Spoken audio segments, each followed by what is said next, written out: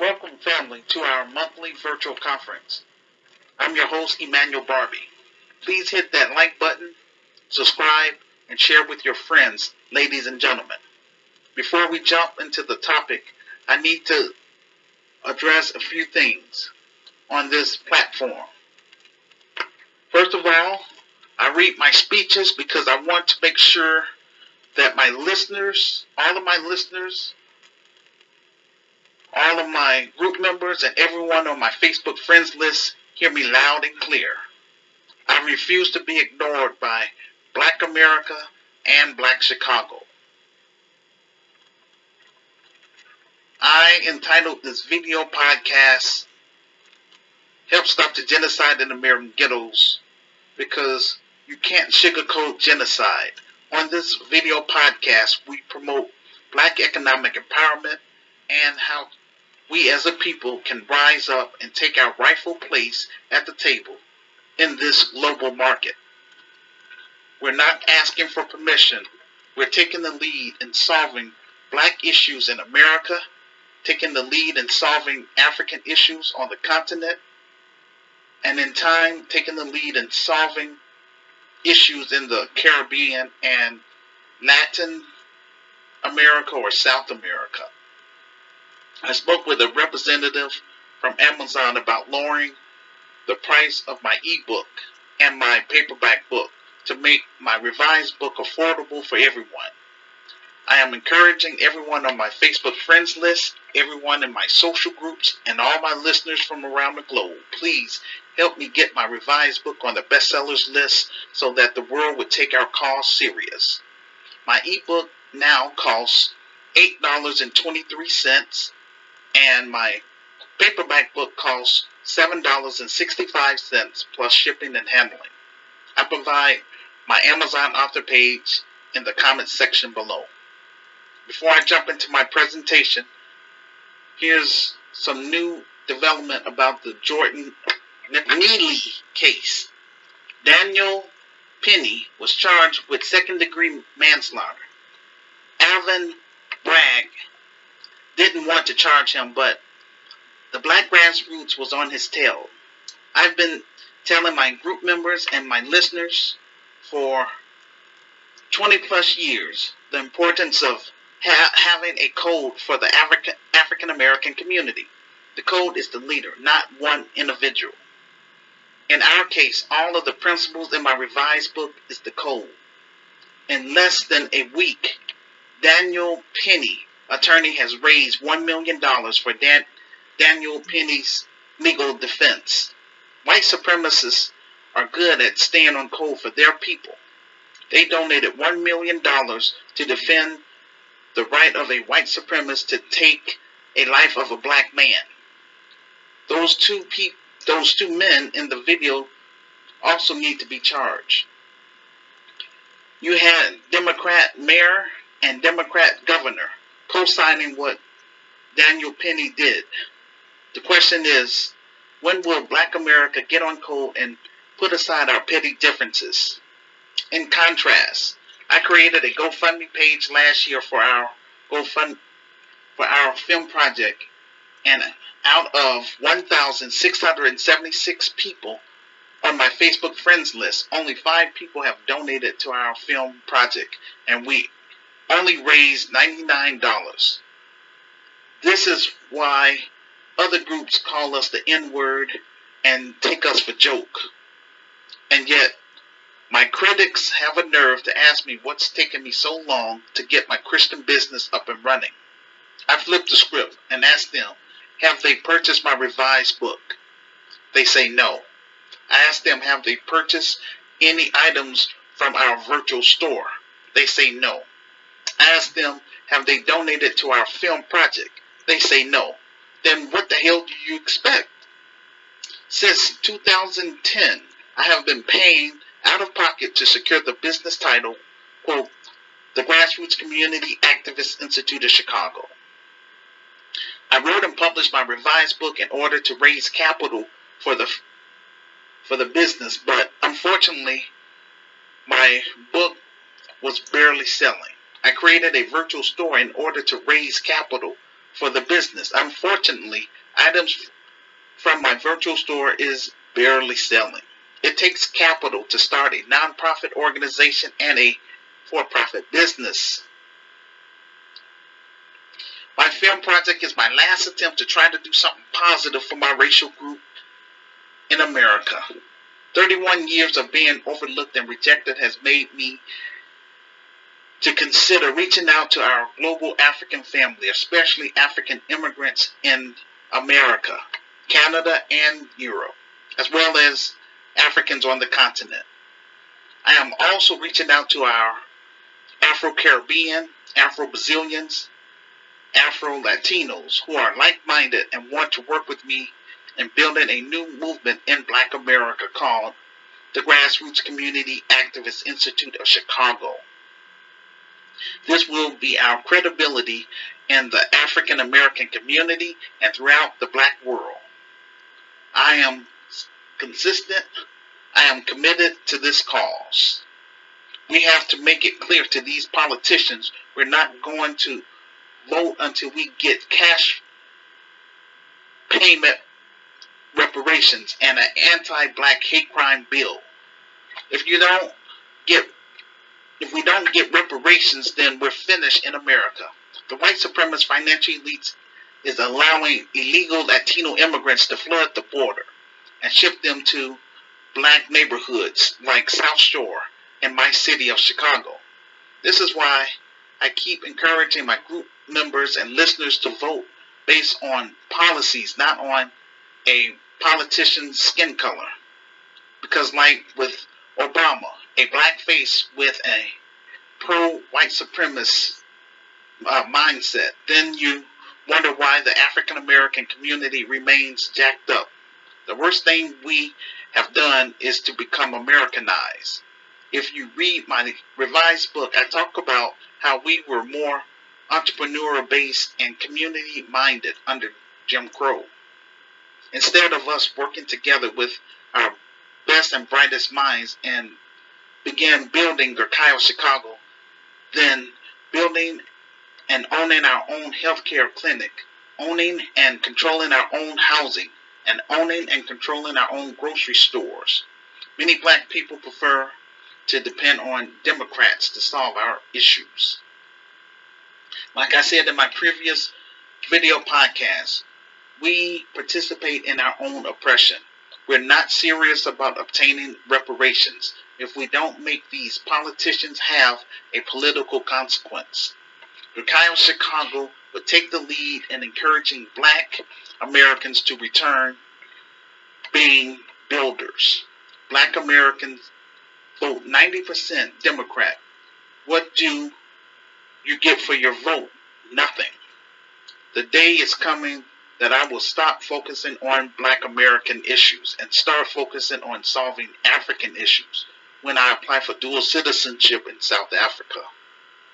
We could turn America upside down if Black Americans would withhold their vote or vote for Republican for the next 15 years. These black politicians don't care about their constituents. They only care about towing their political party. Again, Black America don't demand tangibles for our vote.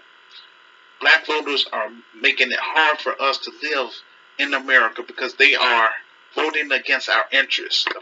The most viable solution to these type of issues is for Black America to embrace my plan and vision. Both political parties, Democrats and Republicans, are trying to undermine us.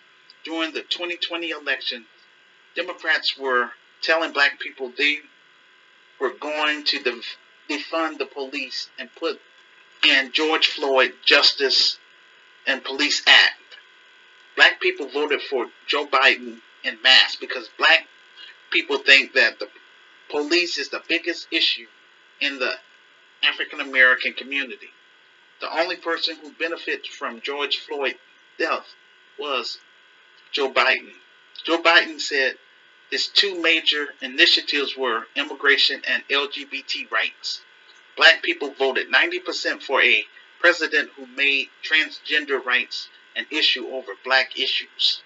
All this back and forth with black people is finished. We have not shown that we can come to the table and talk about what's in our best interest. We are viewed by the dominant society as immature. Black American, do you want transgender people in the same restroom with your children? Do you want to keep sending money to Ukraine to fund their war? Black people have been voting for the Democrats for 60 years. We all know what they're all about. Pro-immigration, pro-LGBT, and everybody else except black people. They only give us symbolism, not tangibles. The Democrats have created sanctuary cities for illegal Latino immigrants. These Democrat politicians should send them to the Latino community and the white community instead of just dumping them in the African American community. Like I mentioned earlier, the residents of South Shore, Chicago, held a press conference because the Democrats in Chicago are dumping illegal Latino immigrants in the African American community and placing them in abandoned public schools as a result of former Mayor Rahm Emanuel. He closed 50 public schools in the African American community. Black people pay taxes to these abandoned schools. Unfortunately, you get what you vote for. I warn Black America and my listeners not to vote unless we are going to get tangibles. Now, things are getting real. The Democrats have no respect for the black community. So I want you all to listen to this video or this audio clip from Fox News. Fair use Fox News. Small protest of South Shore neighbors demanding the energy put in a migrant issue be put into their neighborhoods. It is a slap in the face that we as citizens of the United States of America do not have the resources and support, but you're going to bring people who are not citizens here in our community, in our buildings that we pay taxes for, that you took away from us. That is completely unacceptable. We are in a humanitarian crisis right now. The black people in Chicago are bleeding on the streets. 73% of black Chicagoans are homeless. That's created by design. How much more disrespect do black people have to take from the Democrat Party? This is why we need our reparations. I am proud to hear that the South Shore community is filing a lawsuit against the city. Chicago city officials took out $51 million from their budget for people who just crossed the border. It comes out to $7,000 per person. That sounds like reparations to me. Notice the Biden administration prioritizing Ukraine and illegal Latino immigrants. They get a blank check, and they are not even American citizens. Notice, no one from the Congressional Black Caucus is talking about Jordan Neely case because they are compromised. They don't represent black people's interests. The strategy that the white supremacist financial elites is using are black politicians. They want you to think that all you have to do is vote the bad politicians out of office and then everything will be fine. But behind closed doors, they are replacing bad politicians with individuals they have vetted and will continue the same policies that you thought you got rid of. That's why I explained to my group members and my listeners, we have to select people from the black grassroots to represent our interests. For them, it's about maintaining the status quo. For example, in New York City, the politicians are overloaded with illegal Latino immigrants being busted to them from Texas. Now they're screaming for federal assistance, which is code word for American taxpayers to bail them out. They want to declare they're a sanctuary city, but they don't want to pay for it. white supremacist financial elites are the billionaires who want to have cheap labor force in terms of nannies, construction workers, farmers, and domestic workers. In my city, Chicago, Mayor Brandon Johnson acknowledged black people have been left out and brown people want to be let in. Notice they did not convert the abandoned schools into youth centers for black people, but for these non-black people. All of a sudden, there is a blank checkbook that don't have to pass any new laws. When we show up and demand reparations, and when we say invest where black people reside, our politicians say there is no budget. Understand, family, Democrats and Republicans are working against our interests. The white supremacist financial elite is trying to dilute the black vote. See how quickly things get done when black people are being targeted. I was one of the first podcasters to discuss these issues back in 2005, but Black America and Black Chicago took me for joke.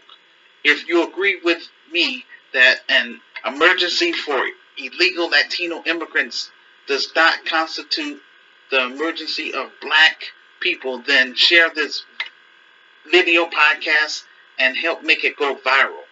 We're seeing illegal Latino immigrants popping up across the United States of America from Mississippi, Alabama, Georgia, and the Carolinas, Tennessee, Kentucky, etc. The white supremacist financial elites are targeting us for displacement and replacement.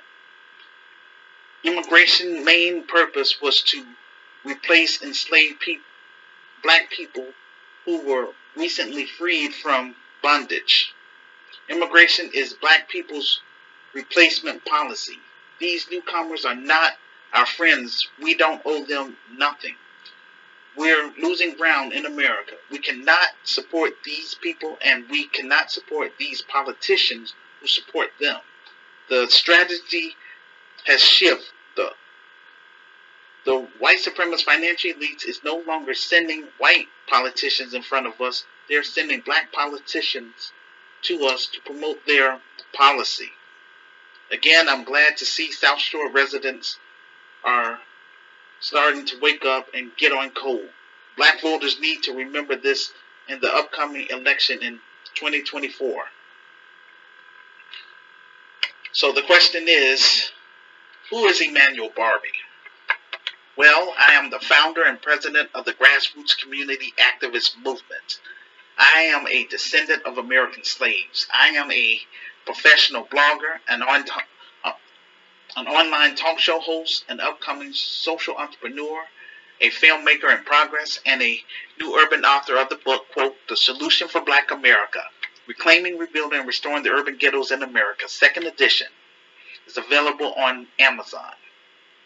GRCAM, the Grassroots Community Activist Movement objective is to unite the African American community with the African immigrant community from the following African nations.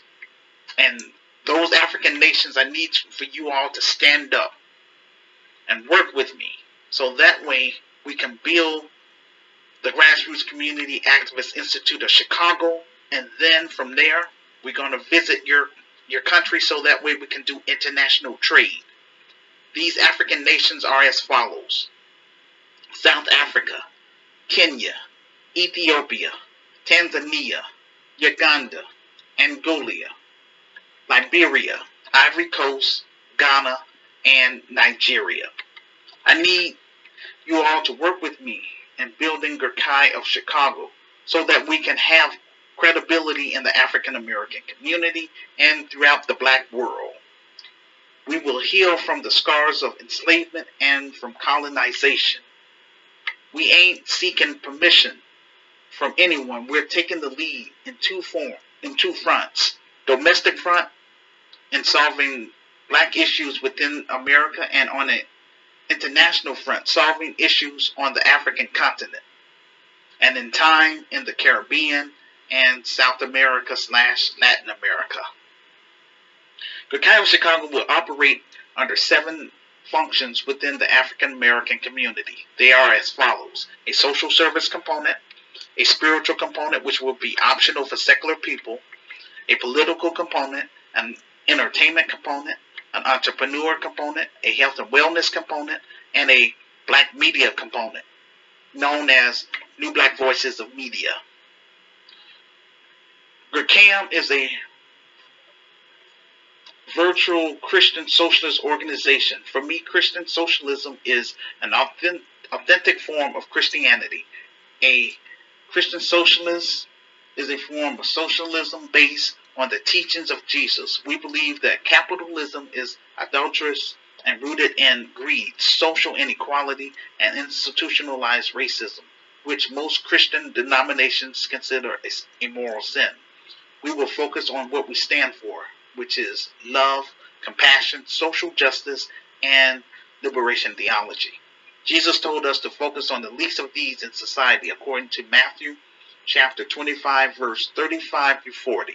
He also commanded us to be a witness to others, not just for us to read his word, but to activate social change in the world, according to Matthew chapter 28, verse 16 through 20. We will be committed to the healing ministry of Jesus by showing compassion to inner city youth and their families, which will promote dignity to the people and community we will serve. We will promote an authentic form of Christianity, and again, for me, that's Christian socialism.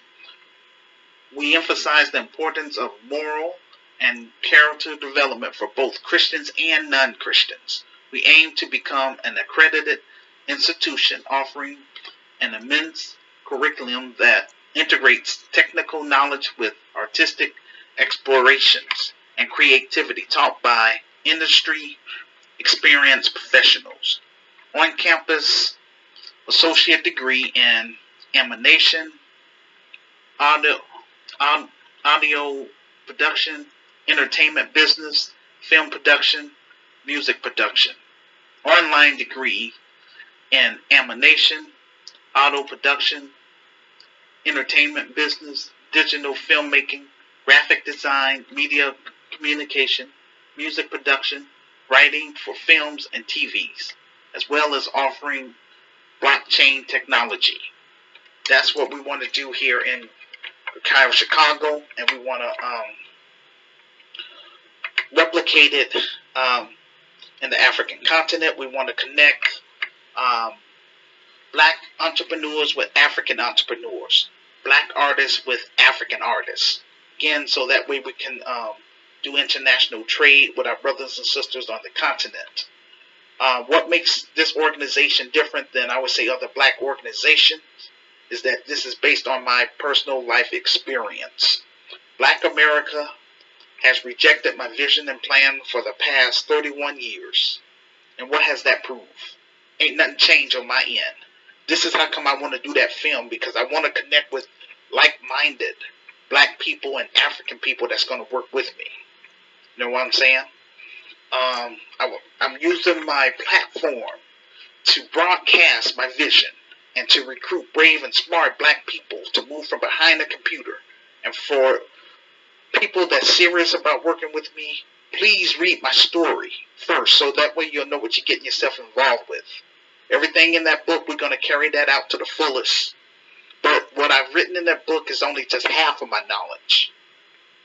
But again, I'm just doing the best that I can to get this thing popping here in America. Because as you, why I got you talking about, if you go to my Medium transcript and you look under show and prove, you will see all these things that I keep talking about. It's actually happening. So I don't want to just, be talking about stuff without having receipts. So I'm backing up what I'm saying. And so it's going to get worse for black people here in America, unfortunately. Black Americans, you have two choices. Either embrace annihilation or embrace survival. I only want to work with those that want to survive. Now this is called Side A. Side B is where I'm going to use my smartphone, and you can contact me and talk to me in real time, so that way we can interact with each other. Again, I'm on a shoestring budget. If I was balling, I would have this organization up and running. I would have my staff, and we will be making, these black empowerment films, but, it is what it is. Again, I'm doing the best that I can, but my promise to my active group members, I promise you that I'll work with you and your family members as long as you're members for life and you're participating. Those of you that want to win cool points with us, leave comments.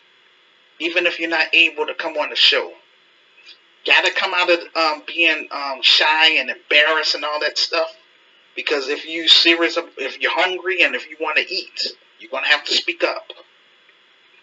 Again, I only want to work with people that's on the up and up. Anyone that tries to rip me off, I'll have protocol in place. Read about it. I talk about that in the book. With that being said, you can call in on the show. I will be available, like I say, from 2 to 3. So, but watch this video podcast first.